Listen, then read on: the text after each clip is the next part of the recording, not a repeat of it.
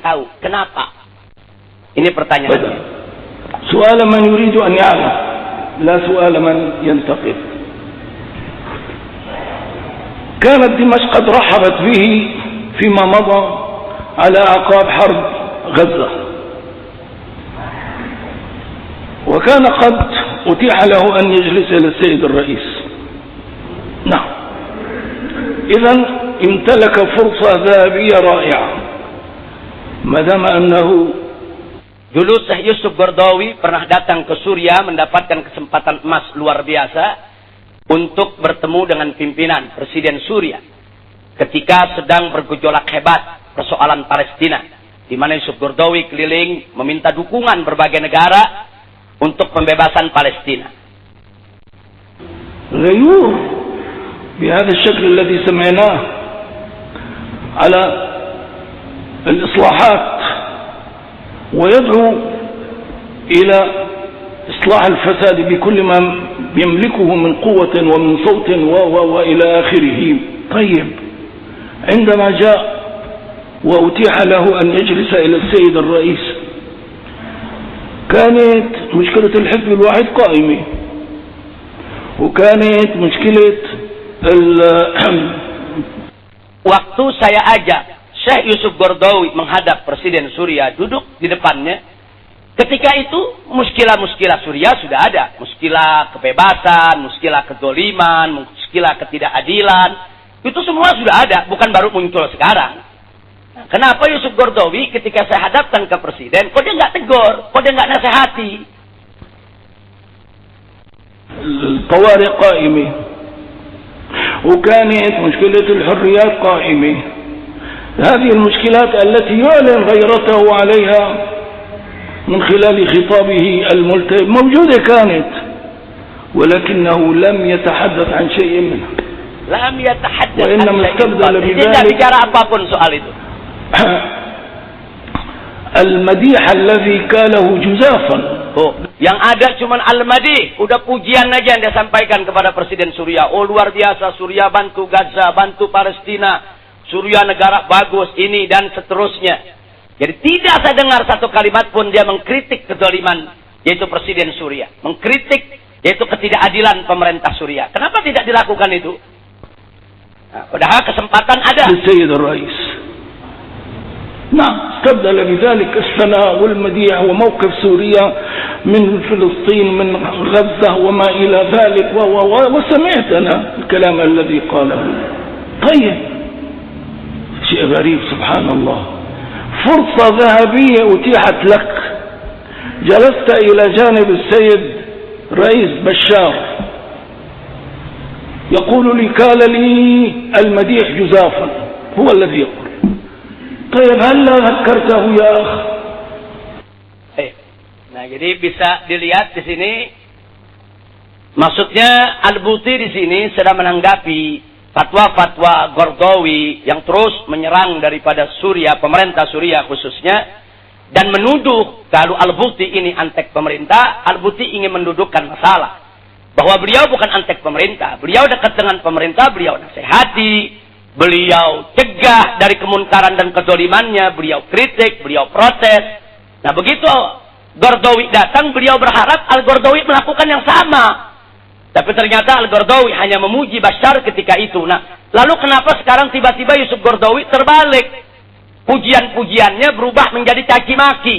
Kenapa tidak dicoba dulu ketemu lagi, nasihati lagi? Nah, jadi Al-Buti di sini bingung, saya nggak paham kenapa begitu. Hanya Qaradawi yang tahu jawabannya. Nah, kemudian kita lihat di sini film. Apa betul Qaradawi pernah muji? Ternyata kita dapatkan film rekaman. Qaradawi bukan hanya muji Bashar al-Assad. Di hadapan Bashar al-Assad, yang mungkin yang tahu cuma Al-Buti. Kita mau tahu Al-Buti ini ngomong benar atau tidak. Ternyata di depan publik. Wawancara TV. Mari kita lihat. لنا هذه الزيارة لبلدنا. Tahun 2009 Yusuf Qaradawi di Damaskus sedang memuji pemerintah Suriah. وهذه إحدى مراحل هذه الجولة التي أردنا أن نقوم بها من أجل هذه القضية الخطيرة التي يعيشها إخواننا في غزة، وسنلقى إن شاء الله الرئيس بشار الأسد ونتحدث معه فيما يجب على قادة الأمة أن يقوموا به في هذه الفترة العصيبة. Jadi ini wawancara dengan televisi Suriah beberapa saat sebelum beliau bertemu dengan Bashar al-Assad yang diantar oleh Al-Bouti. Beliau katakan di sini kita ingin bicarakan soal Gaza karena Suriah bantuannya luar biasa, bagus, ini negeri, pimpinannya juga membela pejuang-pejuang Palestina dan seterusnya. Ini terjadi tahun 2009. Artinya 2009 ini Al-Qaradawi datang ketemu Bashar al-Assad di Suriah, di depan publik, dia puji Bashar al-Assad. Tapi giliran sekarang Al-Bouti sedang menasihati Al-Assad, Bashar al-Assad, Al-Bouti dituduh antek, dituduh pembela pemerintah, dituduh dan lain sebagainya. Nah, jadi ini cukup menarik. Ini satu sikap yang kontradiktif. ما بيننا وبين سوريا يجعل زيارتنا لها أمرا يعني طبيعيا وخصوصا في هذه المرحلة. فتحياتنا إلى الشعب السوري وتحياتنا إلى القائد بشار الأسد وتحياتنا للقائد Bashar al-Assad. Tahiyatuna, salam penghormatan kami untuk Presiden Bashar al-Assad. Jadi bukan Al-Bouti saja yang mencoba untuk memberikan masukan kepada Bashar al-Assad yang kemudian dituduh menjadi antek. Bahkan Yusuf Qaradawi bukan menasehati tapi memuji. Jadi kalau yang menasehati disebut antek, lalu yang memuji bagaimana? Nah, ini mesti kita sikapi secara jernih. Baik. Ini kalau saya setel satu persatu bisa 5 jam pengajian kita. Jadi kita ambil yang penting-penting. Enggak sampai di situ. Kita punya berita yang cukup menarik. الدكتور يوسف القرضاوي عندما قال لو كان محمد موجودا لوضع يده في يد الناتو قط. Coba lihat saudara. Jadi ini pewawancara bertanya kepada seorang ulama Suriah. Bagaimana pendapat anda? Tatkala Syekh Yusuf Qaradawi mengatakan laukana Muhammadan maujuda. Andai kata Nabi Muhammad itu saat ini ada, niscaya Nabi Muhammad akan meletakkan tangannya untuk NATO. Kenapa? Karena Yusuf Qaradawi mendorong NATO untuk membantu pemberontak menjatuhkan pemerintah Suriah. NATO ini adalah fakta pertahanan Eropa, fakta pertahanan kafir, fakta pertahanan Barat yang ngacak-ngacak Afghanistan, yang ngacak-ngacak Irak, saudara, yang ngacak-ngacak Somali dan lain sebagainya, yang ngacak-ngacak Libya. Jadi Syekh Yusuf Qaradawi mengatakan andai kata Nabi Muhammad masih hidup, Nabi Muhammad akan bela NATO. Ini kalimat yang nggak pernah keluar dari Al-Bouti. Nah sekarang ditanya bagaimana tanggapan ulama Suriah ini. Mari kita dengar saudara. للمسلمين في العراق وفي الصومال وفي أفغانستان وفي سوريا وفي لبنان وفي كل مصر إسلامي. أين الثرى من الثريا وأين الحقيقة المطلقة؟ العلامة البوطي وأنا شهدت له خطبة أيضا كان ودروسه على الفضائية السورية ومؤرشفة إنه كان يدعو دائما بالوسطية ويدعو بالحب ويدعو أيضا معارضة وموالاة. Ini ulama Suriah mengatakan saya ini hadir di majlisnya Al-Bouti, saya dengar sampai detik-detik terakhir ceramahnya di setiap tempat selalu mengajak kepada perdamaian, mengajak untuk saling cinta, mengajak untuk tidak saling menumpahkan darah, mengajak kepada persatuan. كبار وصغار فقراء وأغنياء رجال ونساء حكام ومحكومين أن نحتكم لكتاب الله عز وجل ولسنة رسول الله صلى الله عليه وآله وأصحابه وأن لا ننازع الأمر أهله وأن نكون بالطاعة التي أرادها الله عز وجل. ثم أيضا رئيس اتحاد علماء بلاد الشام هناك اليوم جاءني أكثر من 30 اتصال و400 إيميل من خلال استشهاد العلامة الكبير البوطي يتحدثون بأن علماء بلاد الشام في العالم الإسلامي وفي داخل أوروبا هناك قضايا كثيرة ستشاهدها أخي الدكتور زكريا يحيى أبو زكريا من خلال ما فعلوا هؤلاء المجرمين. الانتفاضة كبيرة حتى في داخل أوروبا وحتى في داخل روسيا أجروا اتصالات معنا. لكن أريد أن أبين لك كلمة واحدة دكتور يحيى أبو زكريا فقط أقول بأن القرضاوي يعمل مع حاخامات كبيرة في البيت الأسود وحاخامات من بني صهيون وإن القرضاوي. Nah, jadi dikatakan kenapa Al-Qaradawi menjalin kerjasama dengan Al-Baitul Aswad? Dia nggak sebut Al-Baitul Abyad. Al-Baitul Abyad itu gedung putih, Al-Baitul Aswad gedung hitam. Maksudnya gedung putih di Amerika disebut gedung hitam. Jadi kenapa Al-Qaradawi dan kawan-kawannya kok justru bekerja sama dengan mereka? الآن يسعى أيضا لتغلغل الكيان الصهيوني بين أهل السنة والجماعة نعم. لكي ينتهي من كل هذا الدين. نعم إلى العراق الشيخ خالد. Kita lihat lagi yang berikutnya. Jadi ini Qaradawi yang satu. Nah sekarang mari kita lihat pesan Al-Buti sebelum beliau wafat.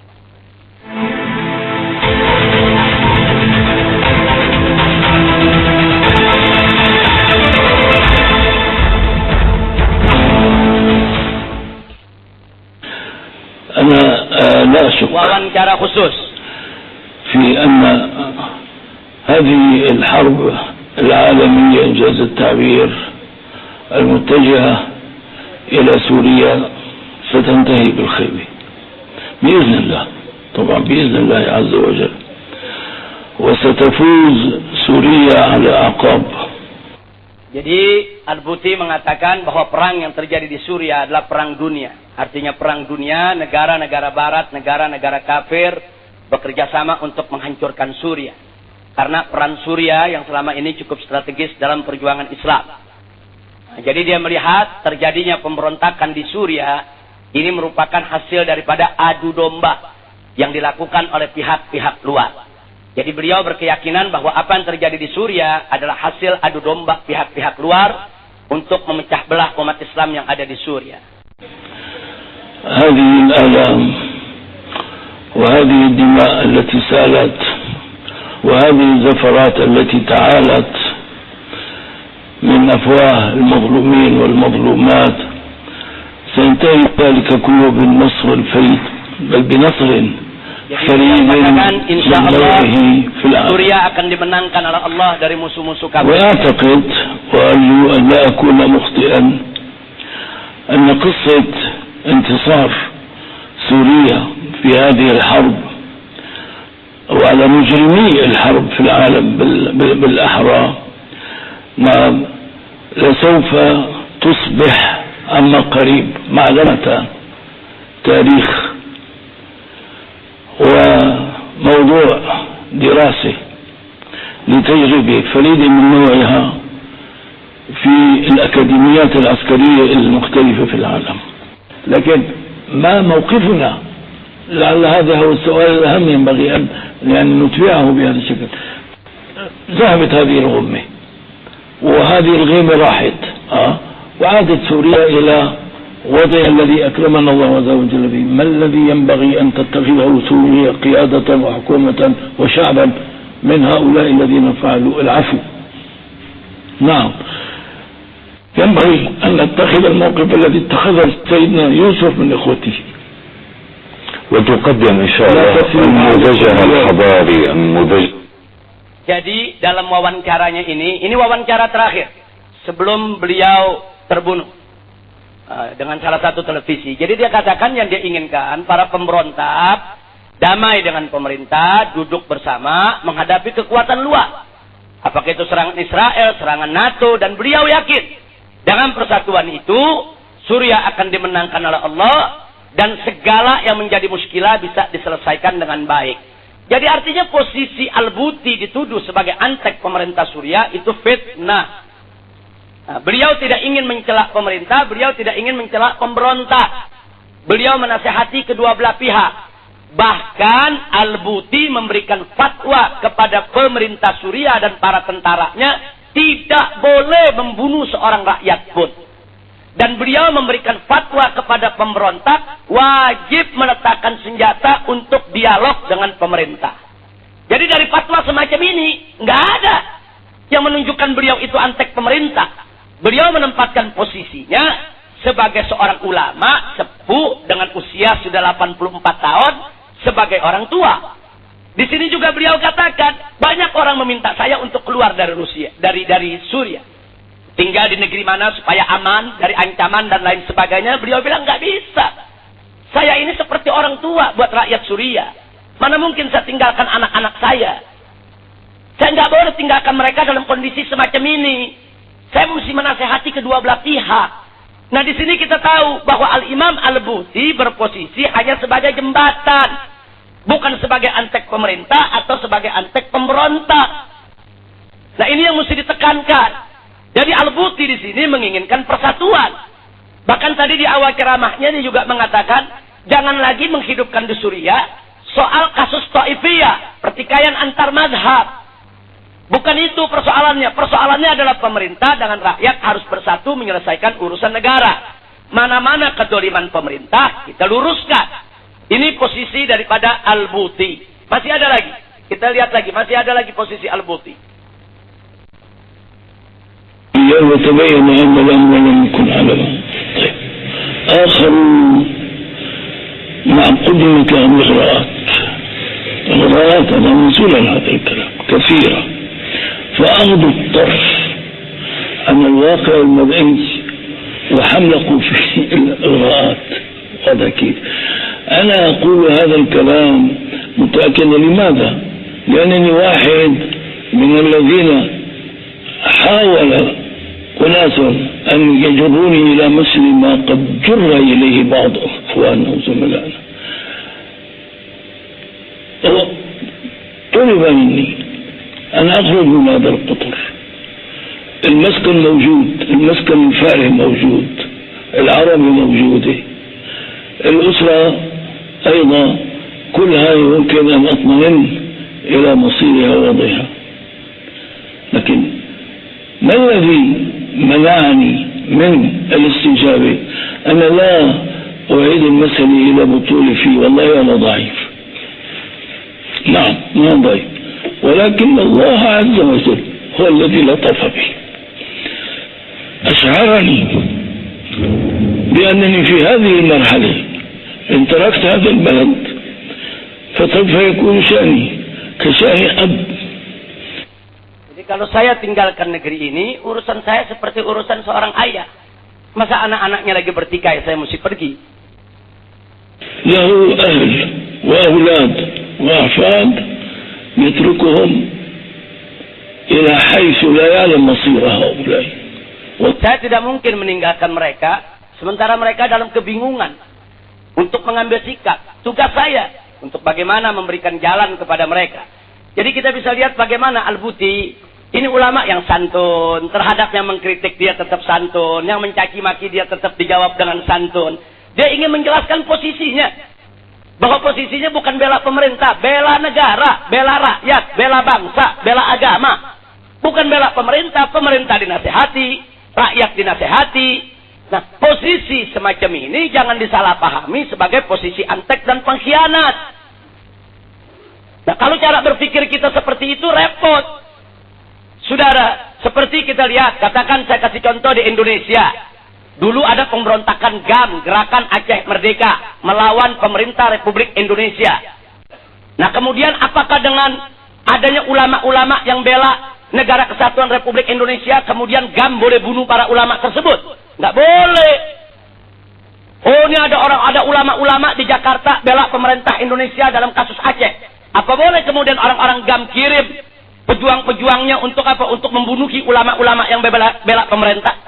Atau membunuh penduduk Jakarta yang bela pemerintah? Nggak boleh. Kalau GAM melawan pemerintah, tentara GAM ketemu dengan tentara Indonesia, itu memang di medan perang. Mereka masing-masing punya prinsip, mereka berperang, orang bisa memaklumi. Tapi manakala satu pihak membunuh warga sipil, itu nggak boleh, itu pelanggaran. Apalagi sampai bunuh ulamanya, termasuk tentara Indonesia, tidak boleh membunuh ulama-ulama Aceh yang mendukung GAM. Kecuali kalau ulama tersebut ikut pakai senjata ngebunuhi tentara. Jadi selama ulama tersebut hanya memberikan fatwa ijtihadnya, saudara, nggak boleh diganggu. Kita suka atau tidak suka, mereka termasuk penduduk sipil yang wajib dihargai dan dihormati hak-haknya. Nah, kalau cara berpikirnya, oh kita berontak kepada pemerintah, terus cara berpikir kita kalau besok ada Habib, ada Kiai bela pemerintah, bunuh, kacau negara, saudara. Nggak boleh, kita mesti lihat siapa musuh kita. Kalau kita berontak kepada pemerintah, silakan lawan tentaranya, lawan polisinya, lawan itu orang-orang yang bersenjata yang dikirim oleh pemerintah. Tapi penduduk sipil tidak boleh diganggu. Ulama tidak boleh diganggu. Baik ulama yang mendukung pemberontak maupun ulama yang mendukung pemerintah. Selama si ulama tadi tidak membawa senjata untuk bunuh orang, saudara.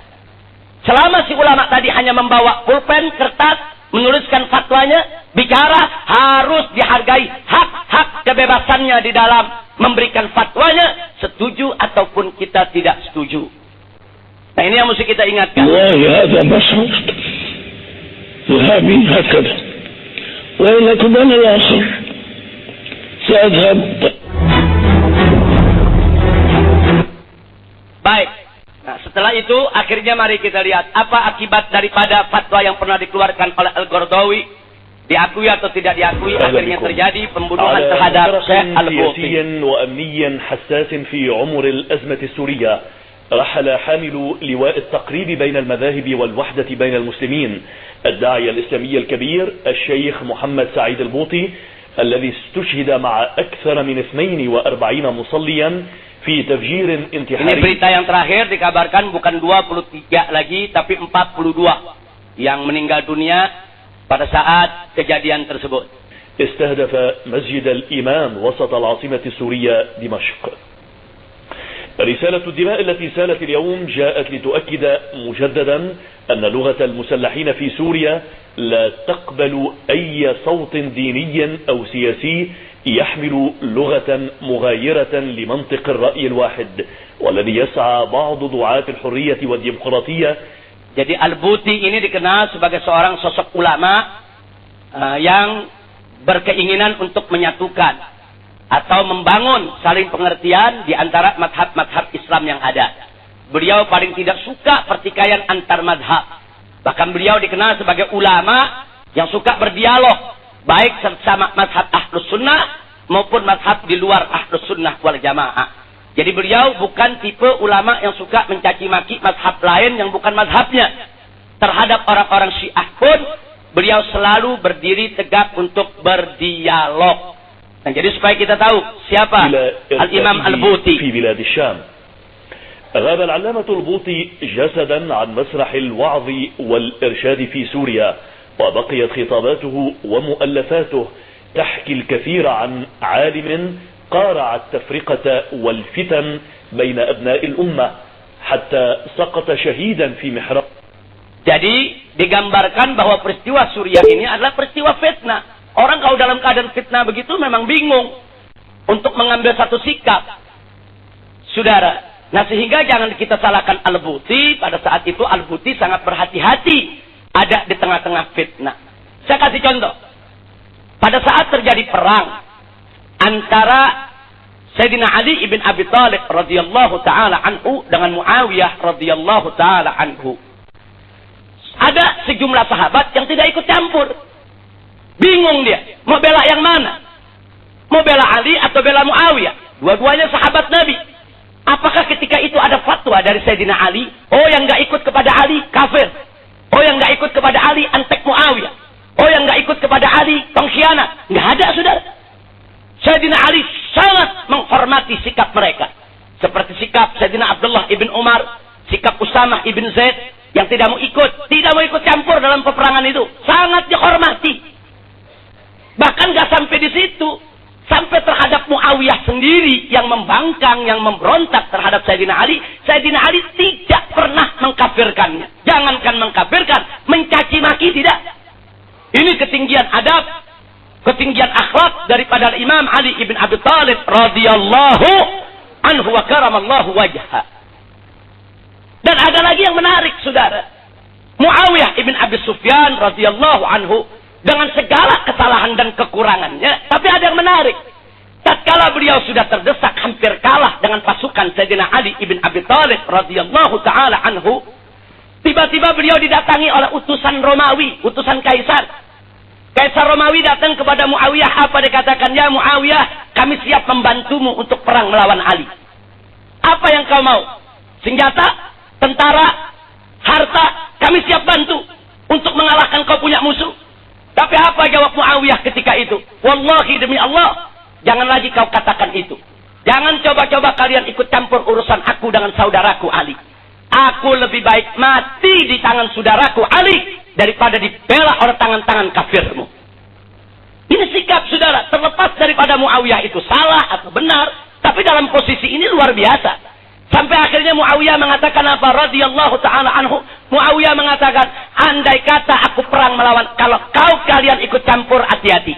Andai kata aku perang melawan Ali, kemudian aku mati di tangan Ali, maka saudara-saudaraku yang hari ini memerangiku, mereka akan berbalik untuk memerangi kalian semua. Jadi sikap-sikap para sahabat Nabi dulu, dari yang manzilahnya paling tinggi, sampai yang manzilahnya paling rendah, nggak mudah untuk diadu-adu oleh orang kafir, saudara. Nggak mudah mereka untuk saling mengkafirkan. Ya, mereka berperang, karena mereka ada paham-paham yang mereka harus selesaikan. Tapi mereka tidak saling mengkafirkan. Lalu kenapa zaman sekarang nggak boleh beda sedikit kafir, beda sedikit musyrik, beda ijtihad, dor, musyrik, masuk neraka. Inna lillahi wa inna ilaihi raji'un. Nah, ini tolong diperhatikan baik-baik persoalan ini ya. Ilallah.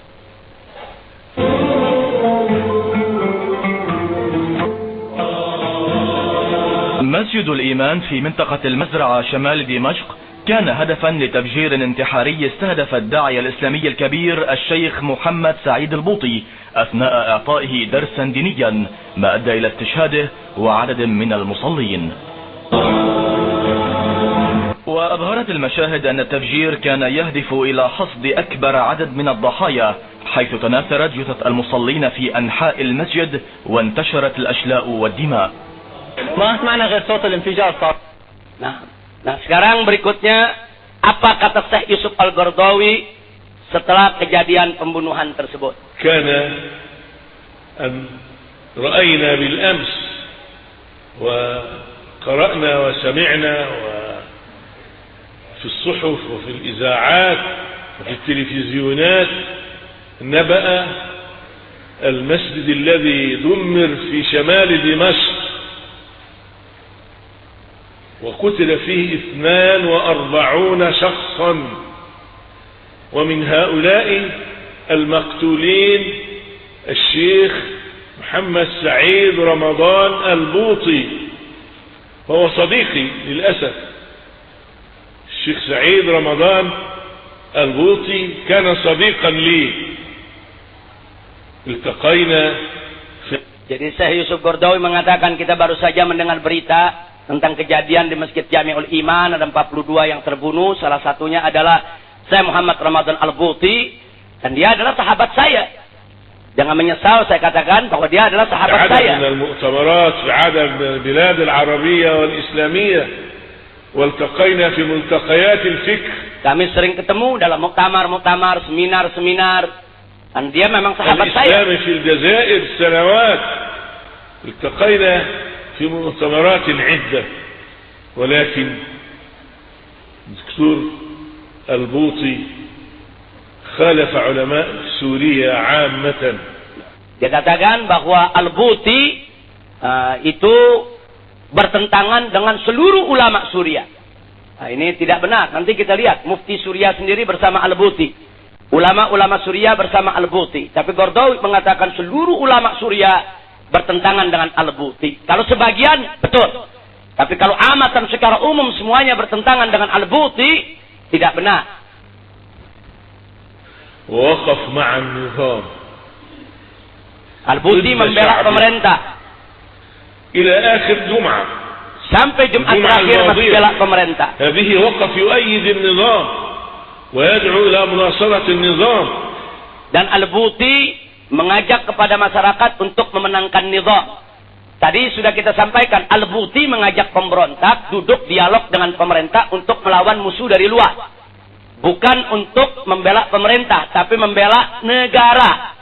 Dan Al-Buti minta kepada pemerintah untuk tidak membunuh rakyat yang manapun juga. Nah, ini diartikan oleh Syekh Yusuf Qaradawi bahwa Al-Buti itu berusaha untuk memenangkan pemerintah. Nah, jadi di sini kita nilai saja sendiri, Al-Buti ada di dalam negeri. Beliau warga Suriah. Beliau orang yang lebih tahu tentang keadaan Suriah. Sedangkan Syekh Yusuf Qaradawi tinggal di Qatar. Beliau bukan orang Suriah. Jadi beliau hanya memantau berita dari media-media yang ada. Sementara ungkapan-ungkapan Al-Buti tidak pernah dimuat oleh Al Jazeera. TV Arab tidak ada yang memuat ungkapan ulama-ulama Suriah yang duduk bersama Al-Buti. Nah, tapi sementara kalau ceramah Syekh Yusuf Qaradawi ini oleh Al Jazeera dan seluruh TV Arab Setiap saat disebarluaskan. Sehingga opini yang terbentuk adalah pemikiran Syekh Yusuf Al-Qaradawi. Jawaban-jawaban daripada Al-Buti seperti yang tadi kita lihat. Nggak ada televisi yang menyiarkan. Kecuali TV Suriah. Nah, nanti kita lihat bagaimana sambutan daripada Mufti Suriah. هكذا سبحان الله كنت أود له أن sebetulnya aku يهديه berharap الله في آخر المدة di akhir hidupnya membela pemberontak lawan pemerintah yang zalim. هذا النظام يرتكب من المظالم ما لا يمكن أن يقبل تركوا النظام. Al-Qaradawi marah-marah. Kenapa? Saya berharap Al-Buti itu di akhir hidupnya sadar. Taubat, jangan bela pemerintah. Kenapa masih terus bela pemerintah saja? Jadi bukan belasungkawa yang diucapkan, tapi malah memojokkan daripada Al-Buti karena Syekh Yusuf Qaradawi merasa yakin betul kalau pendapatnya yang pasti benar. Seolah-olah pendapat Al-Buti udah pasti salah. Padahal ini perkara ijtihad. Ini persoalan ijtihad politik yang orang bisa salah, bisa juga benar. Mungkin Al-Buti salah, Qaradawi yang benar. Tapi dalam persoalan ijtihad semacam ini nggak boleh seenaknya untuk mengecam orang. Minhum man tarak Suriah, wa minhum man baqiya fi Suriah. Itu yang perlu kita ketahui. Baik, kita lanjutkan. Apa yang disampaikan oleh Mufti Suriah, yaitu Al-Ustadz Ad-Doktor Ahmad Badruddin Al-Hassun. Setelah kejadian itu. Abna'a bilad Syam, al-ard allati أنجبت العلماء واستقبلت رسالات السماء. أيها الأحبة في كل مكان، أنتم تسمعونني الآن